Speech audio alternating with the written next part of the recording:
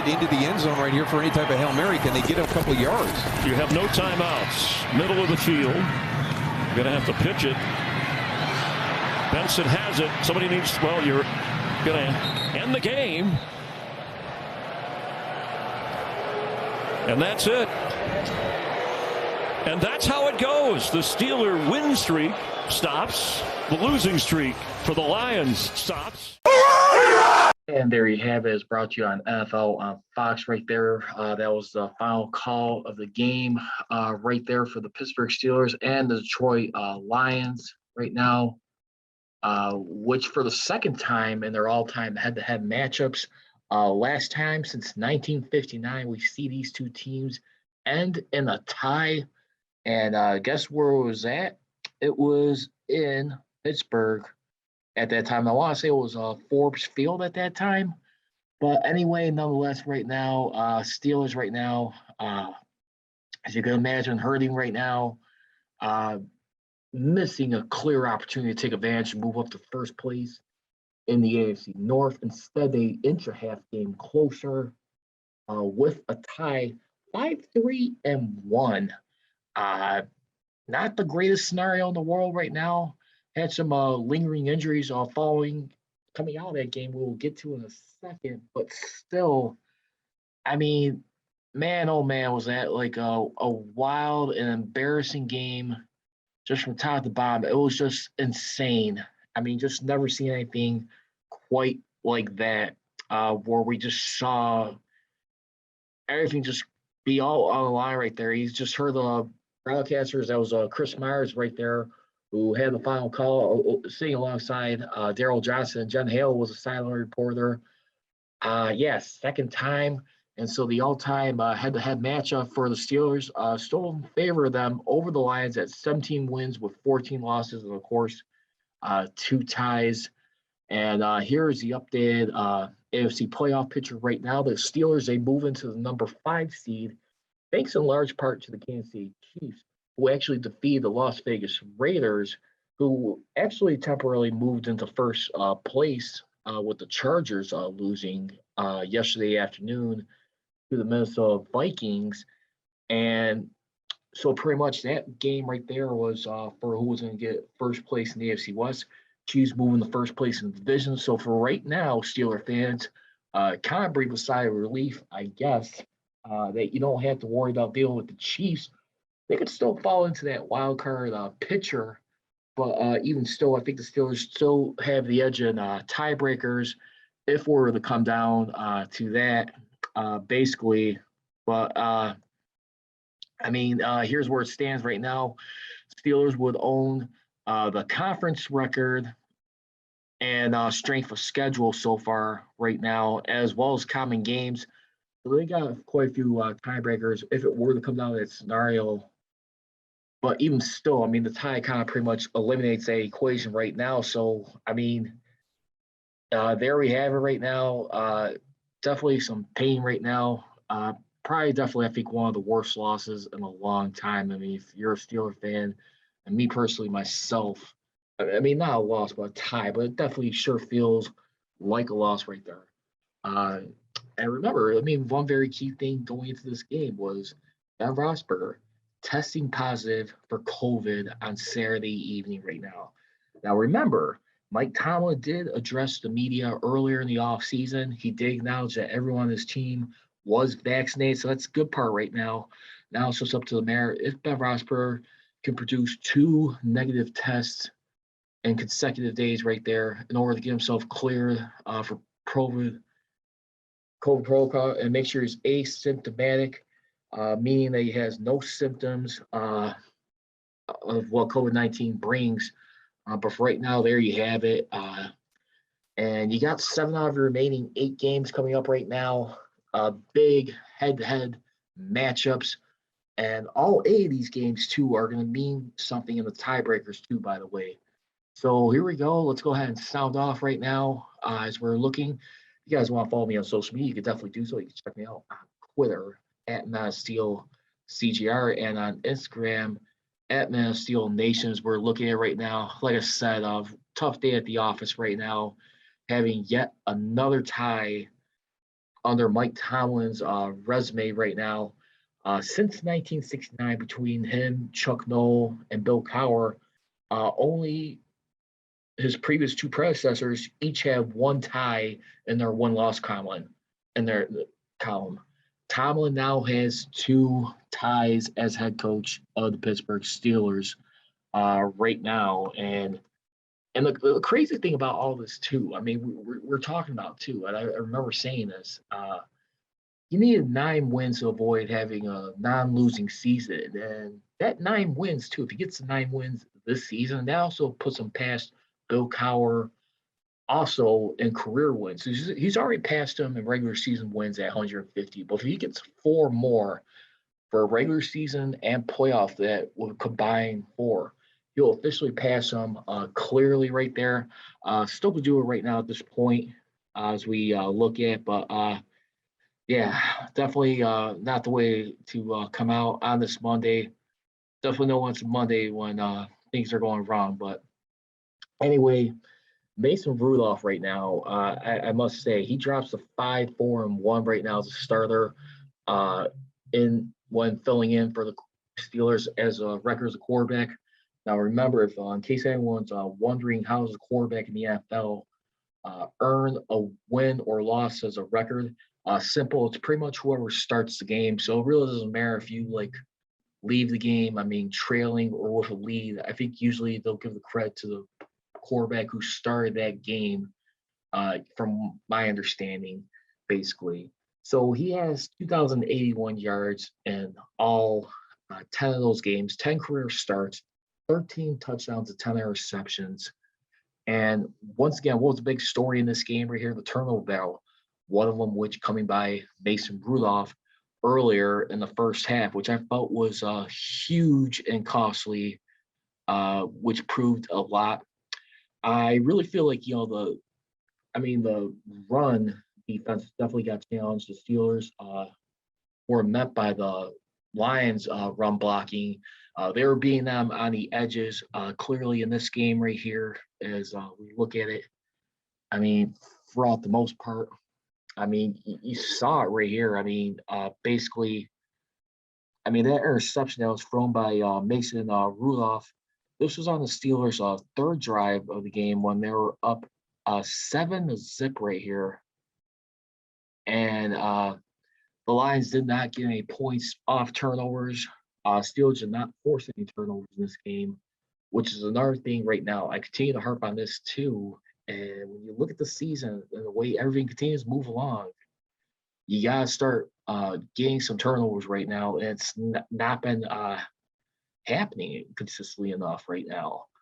And you look at their turnover ratio right now, I mean, they're -3 for the year.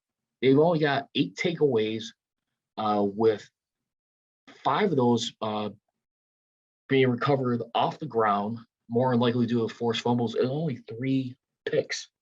Now, remember, this is the formula right here, the makings that cost the Steelers team 3 years ago from making the playoffs. Now, granted, I mean, for the most part, you are kind of safe right now. You didn't drop out of the wild card seedings, the top 3 seeds, but getting very dangerously close right now, where you got to really start to wonder right now. As we saw in this game too. I mean, Najee Harris right now, game ball. I'm gonna go ahead and give it to him. I'm gonna go ahead and start off right now. He gets game ball for this game. Once again, 105 yards off the ground, 26 carries, 4.0 yards per attempt. He had 4 receptions for 28 yards for a total of 30 touches of 133 yards. I know it sounds like I'm being a broken record, constantly giving this guy a game ball, but I mean, at the same time too, I mean, listen, you gotta like do somewhere. And on the very Steelers' first possession of the second half, right here, I mean, you look at the key differences in this game right now, and like where things really started to get out of control for the Steelers. I mean, before we get into that touchdown, I want to just mention something real quick right now. When you look at Steelers did a phenomenal job, despite going into a halftime that was tied up. Steelers did well possessing the ball. They had time possession nearly double than what the Lions did. It was about over 19 minutes to 11 minutes of what the Lions won. It's close to it, about 8 minutes approximately.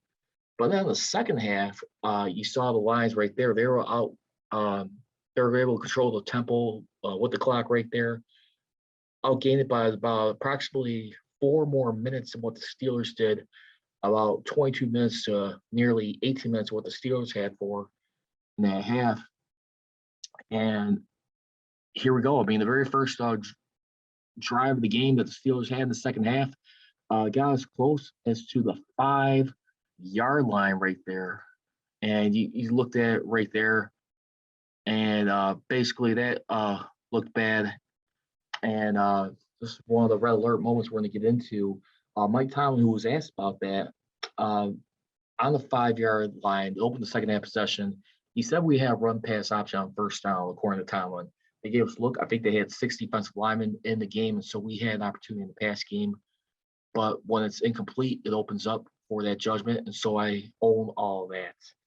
And that's the sickening thing about all this too, right here. Because when you look at those plays in particular, when you get down to that, goal, wherever the down is and goal, I mean, there was no handoffs to Najee Harris right there. All 3 of them were passing attempts right there, either short or just Rudolph scrambling right there. I mean, it's very sickening. And to be honest, I'm watching this game right now. It just seems like, I don't know if it's a coincidence to me or anyone else watching out here, but he seems like he's trying to mimic Ben Roethlisberger than he is trying to be himself. I think he's still a solid quarterback on the bench. Starter when it's like the biggest games on the line that matters, where you need some wins. He's not the guy anymore, unfortunately. He's just proven his lack of confidence right now. I'm not saying you could still work with the guy, but for right now, if it's gonna be life beyond Ben Roethlisberger and continue under Mike Tomlin, we got once again a reminder of sample size. Now, granted, Roethlisberger's mobility is not all that great. I mean, he's still playing as a barely an above average quarterback. But at the same time, too, I mean, what are your options going to be when this season finishes? How's the season going to define the black and gold? Two, I mean, what options are we going to be having available once we cross that bridge to free agency or the trade market in the off season? And then who's going to be available in the draft right now? I mean, one guy we see to continue to keep hearing a lot right now as we continue to go on right now, as we get a little bit more closer, is Kenny Pickett. Kenny Pickett out of the University of Pitt Panthers right now, who's right now throwing for over 3,000 yards, 3,517 yards, 32 touchdowns, and 4 interceptions right now, basically, which is his highest at the university right now.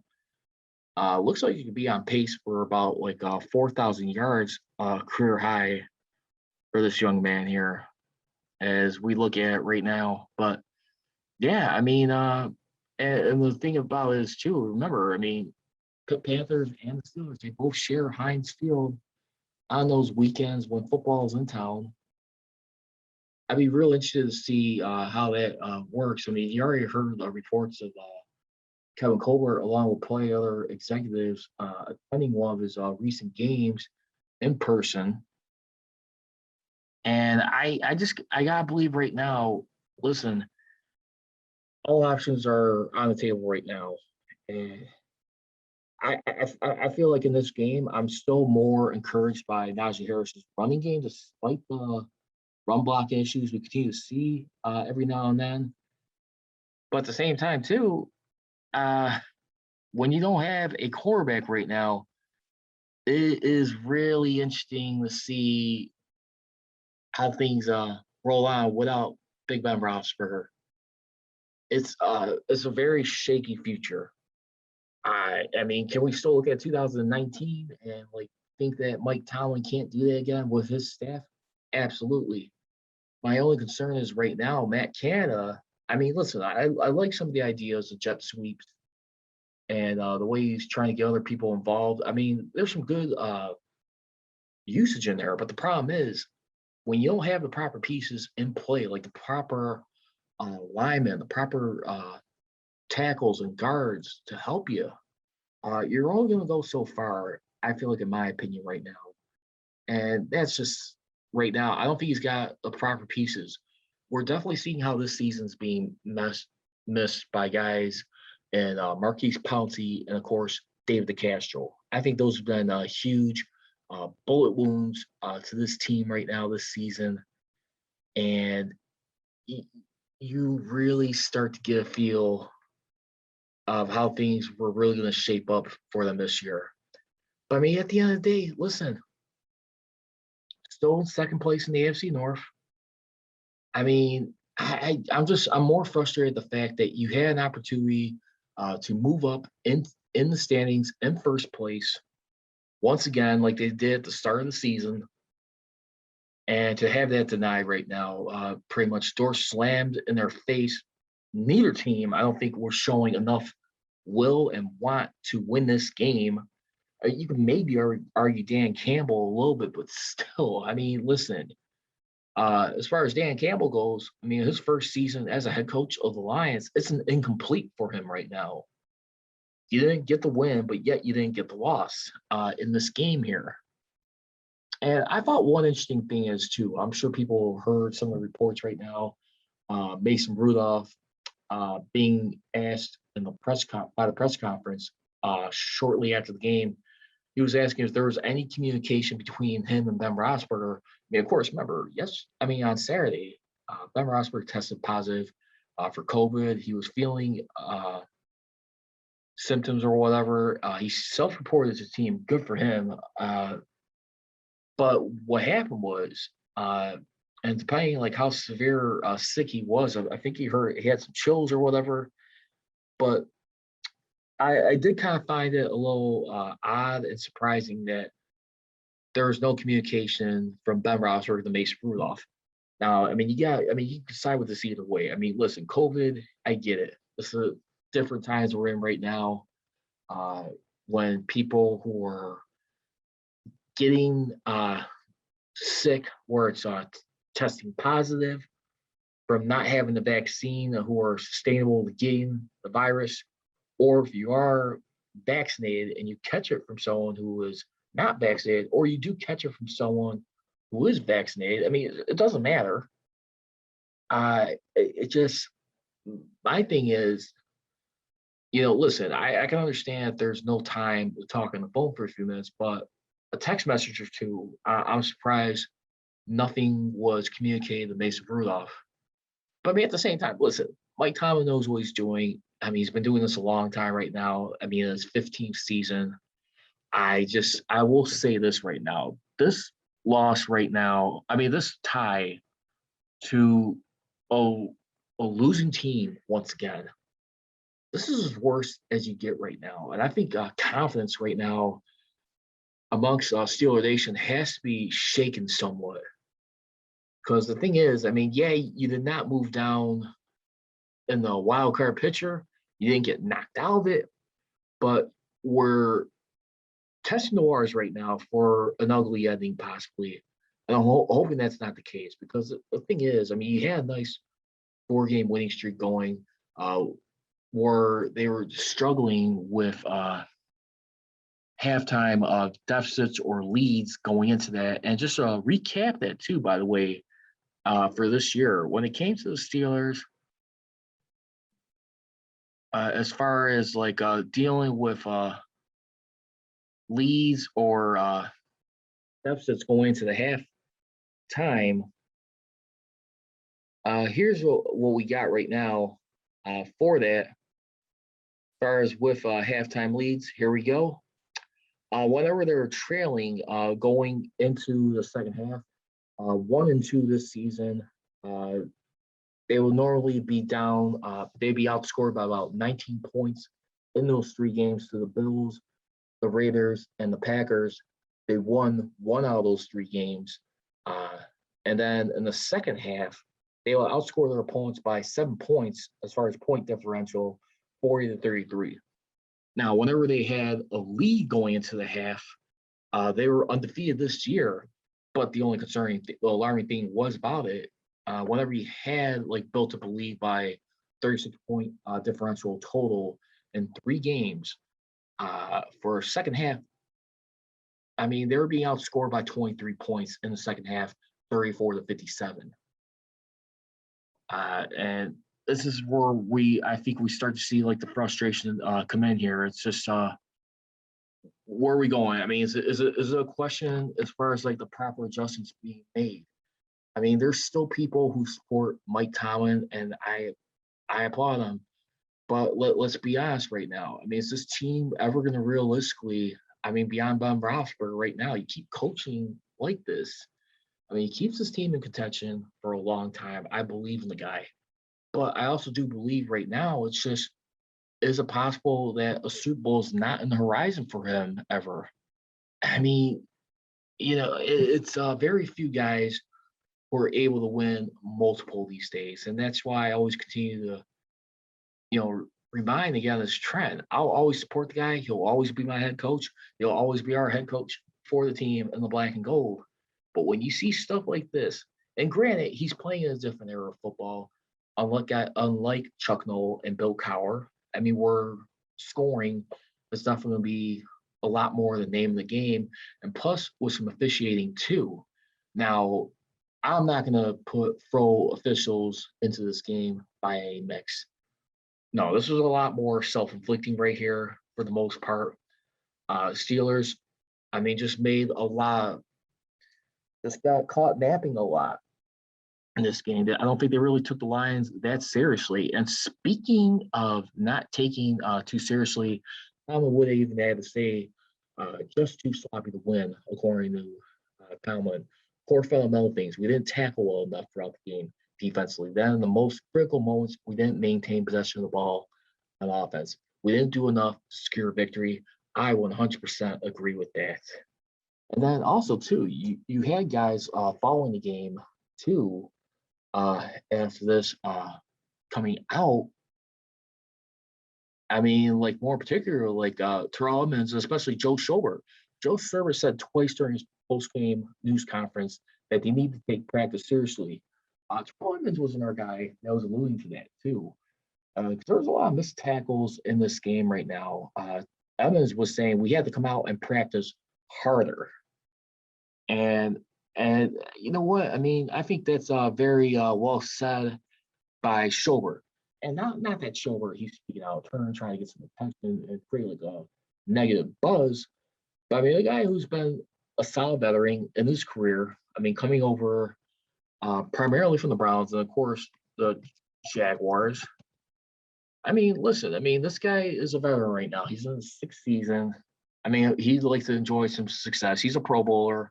One time that was in his 2nd season. I mean, I think he's doing a great job so far. I mean, having 63, total tackles for this season. I mean, he looks like he's doing his best. He's 2nd in the team in tackles right now with 63. Mika Fitzpatrick. Speaking of which, right now on the injury front, we heard about Ben Roethlisberger being placed on COVID-19 list.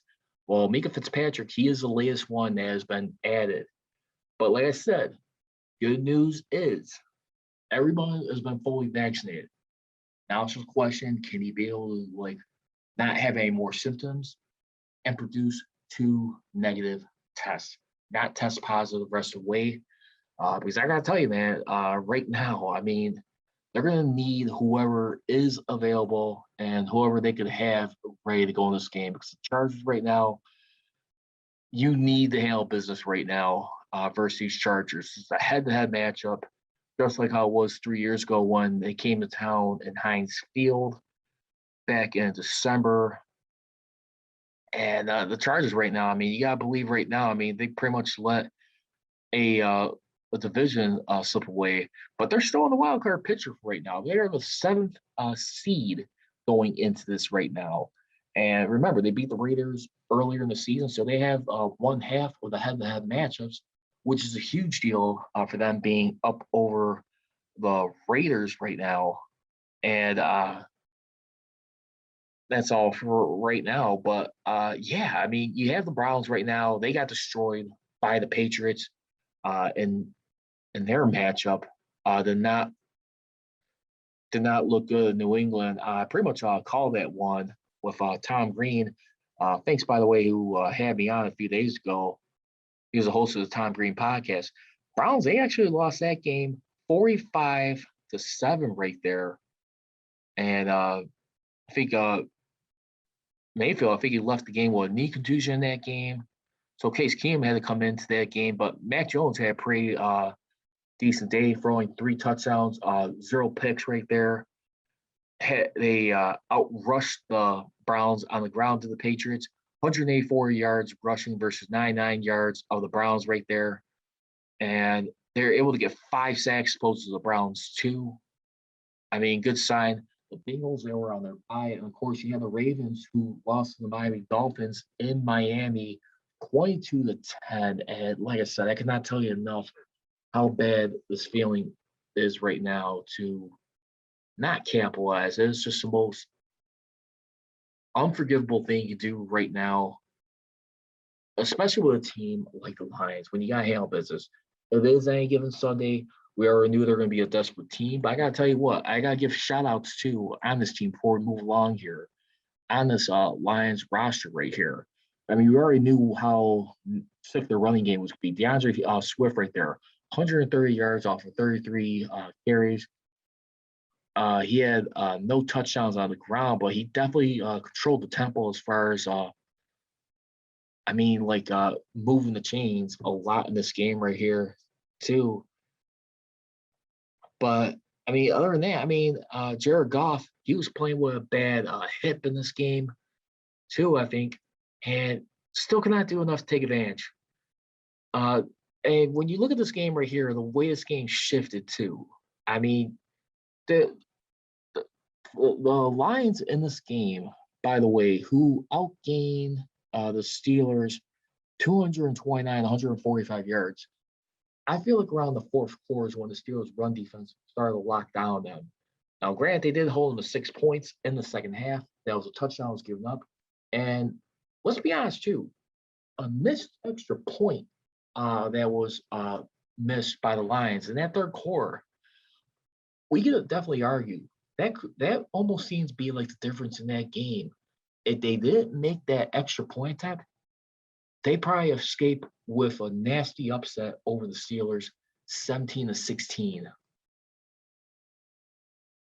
And you just cannot have that right now.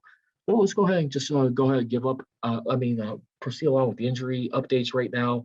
Mike Tomlin did announce that Joe Hayden, he had midfoot sprain along with Watt, who had hip and knee injury. Trey Turner and Kevin Dodson, both ankle injuries. And then as we got updates, some good news reported by Kevin Petrov of NFL Network, TJ Watt avoided major injury in regards to his hip and knee. Rapport added that Watt is sore, and if there were a game today, he wouldn't be able to play. But the good news from the test suggests Watt might be able to play this week against the Chargers. Great thing right there, because I got to tell you right now, for a guy who's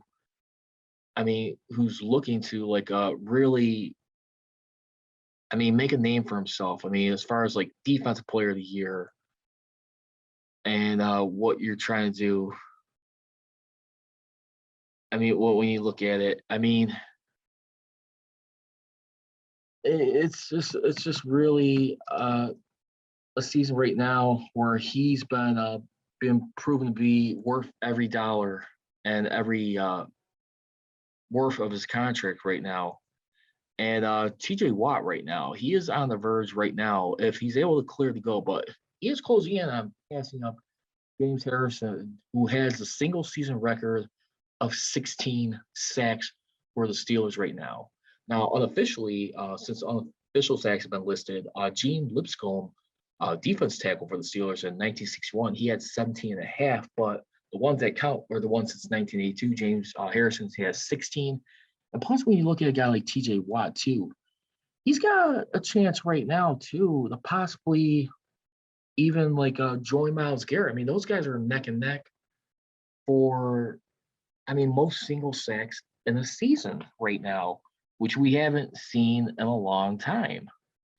And sacks I'm referring to right now, which have been records has been set by Michael Strahan, 22 and a half sacks.